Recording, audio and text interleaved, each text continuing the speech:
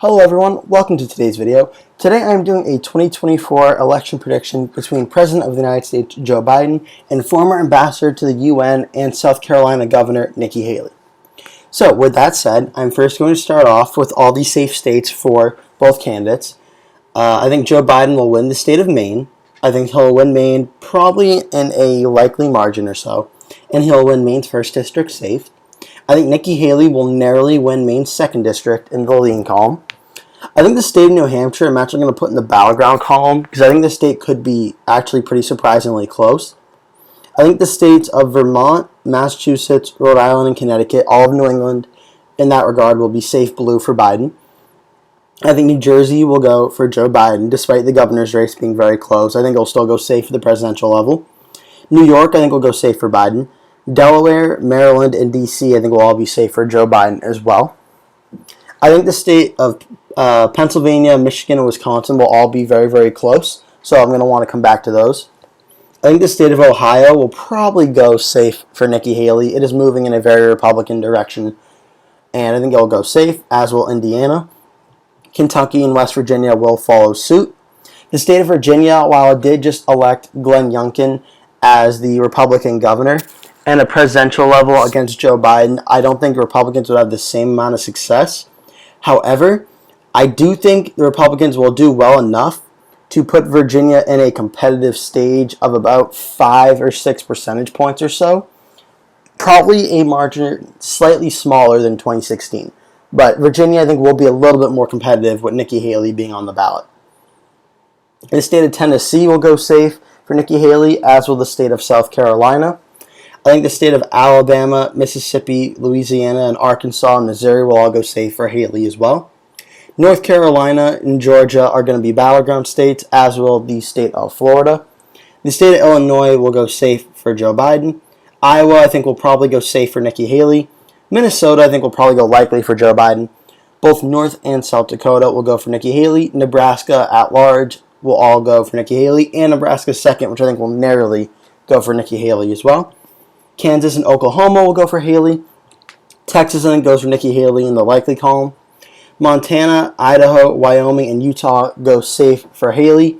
The state of Colorado, I think, like Virginia, would be much closer to Nikki Haley on the ballot, but would still go likely blue. New Mexico, similar to Colorado, likely blue for Joe Biden. Arizona, I think, would be a battleground state, as would the state of Nevada. And then Joe Biden, I think, would win all 3 West Coast states of Washington, Oregon, and California. Hawaii would be safe for Biden, and Alaska would be safe for Haley. Joe Biden is at 221. Nikki Haley is at 190.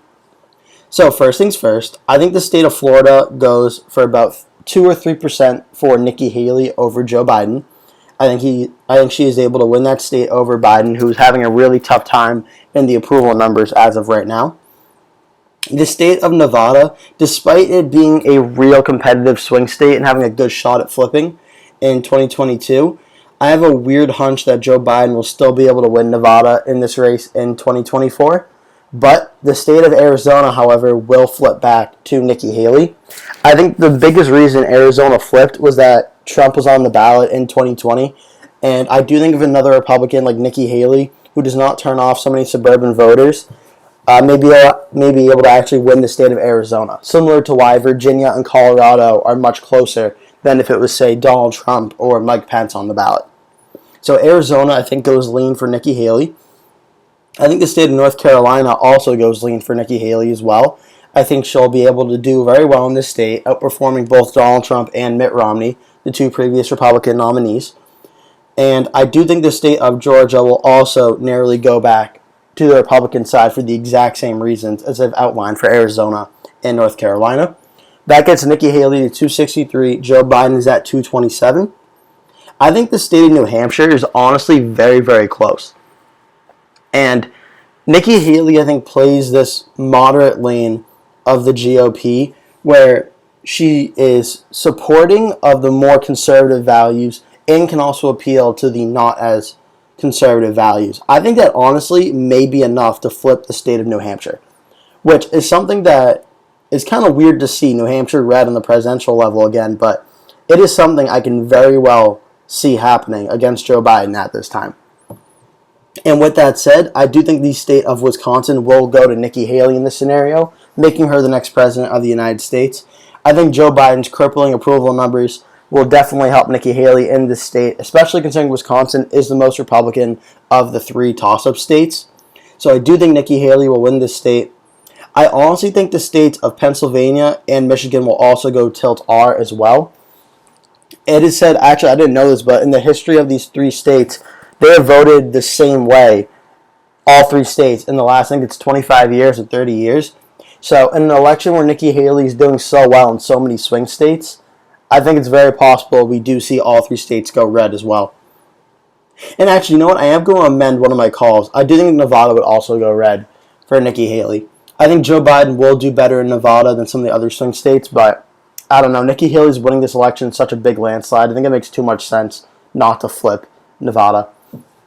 So right now, if the election was between Nikki Haley and Joe Biden in 2024, I do think Nikki Haley would win in a relatively pretty big blowout. I think Nikki Haley has a lot of the same electoral advantages that, say, Glenn Youngkin will, where he can or she can appeal to suburban voters and Trump voters alike and not really be dogged down by any, I'll say, big scandals or so that some of the other Republican nominees may.